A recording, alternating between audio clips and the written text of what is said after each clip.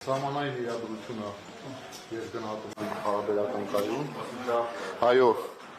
կարակորցներ հնչել են, հնչում են, բայց դրանք նպատակային չեն, թիրախային չեն, այն կարակորցները, որոնք կոնկրետ թիրախավորում են, դրա մասով մեր պաշտոնական լրահոսը գերատեսչության ինքը տեղեկատվություն տալիս։ Ինչ Ադրբեջանը պաշտպանության նախարարն ասեց, վերջի կրակոցը Ադրբեջանը պատճառաբանել է, որ ինքը չէ, ով է։ Միանշանակ ադրբեջանական կողմը կպատճառաբանի, որ ինքը չէ, բայց իրականում իրենք են, այո։ Իսկ նպատակները, որ տալիս եք նպատակներ, առաջին կարակող կողմը ավելի լավ կիմանա իր նպատակները։ Իսկ մեր անում եք, պարոն Ասելյան։ Ոչ, կավարտեմ։ Իսկ մեր գնահատականով նպատակները միանշանակ, եթե հակառակ կողմից կարակորցներ են արձակում, դրանք եւ մեր զինծառայողների վրա հոգեբանական ճնշում գործադրելու, սահմանային բնակության վրա նույնպես ճնշում գործադրելու, բայց փաստն այն է, որ մենք դրան ուշադրություն չենք դարձնում, շարունակում ենք մեր բնականոն ծառայությունը եւ իրադրություն հարաբերական պատերազմի նման ինչ ենք անելու, պարոն Ասելյան, այսինքն Հիմա ես որ հարցի պատասխան ուշադրություն չեք դարձնում, այսինքն ուշադրություն 44-օրյա պատերազմի պատկերն ունենաք դուք ճիշտ չհասկացաք իմ պատասխանը, ուշադրություն չենք դարձնում, դա չի նշանակում, որ Հայաստանի մի րոպե, Հայաստանի զինված ուժերը չեն շարունակում իրենց առջև դրված խնդրի կատարումը, մենք շարունակում ենք հետախուզության վարումը բոլոր ունեցած ուժերով եւ միջոցներով եւ սահմանային խորություններում հակառակորդի կողմից ոչ մի նմանատիպ սադրիչ քաղաքականության գործողություններ չկան։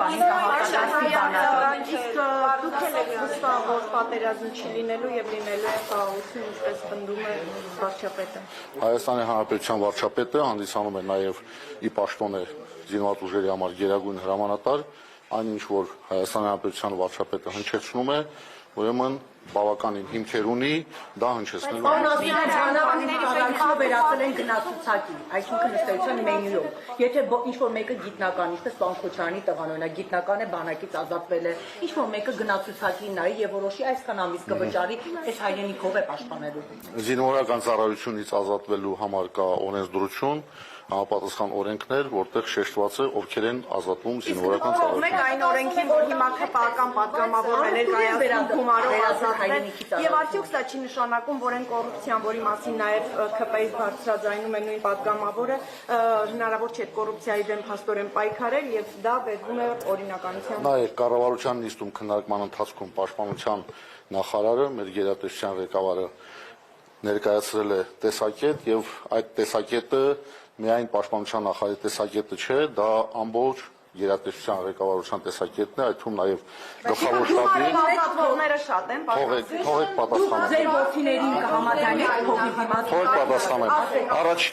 Առաջիկայում հանձնաժողովի կազմով կլինի քննարկում այդ օրինագծի մասով եւ մենք լրացուցիչ քննարկումների արդյունքում Պաշտպանության նախարարի միջոցով մեր գերատեսչության տեսակետը կներկայացնենք այդ կոռուպցիան շատ է բանակում։ Լսեք,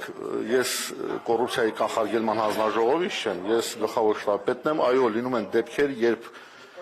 այս կամ այն կարգի զինծառայողները, սպաներ, նաև պայմանագրային հիմունքներով ծառայող այլ զինծառայողներ փորձում են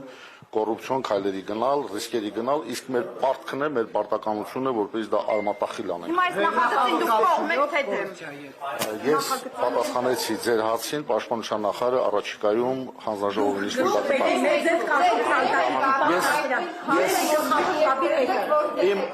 Կապիկյանը ասել է, որ այնքան էլ չի առարկում այդ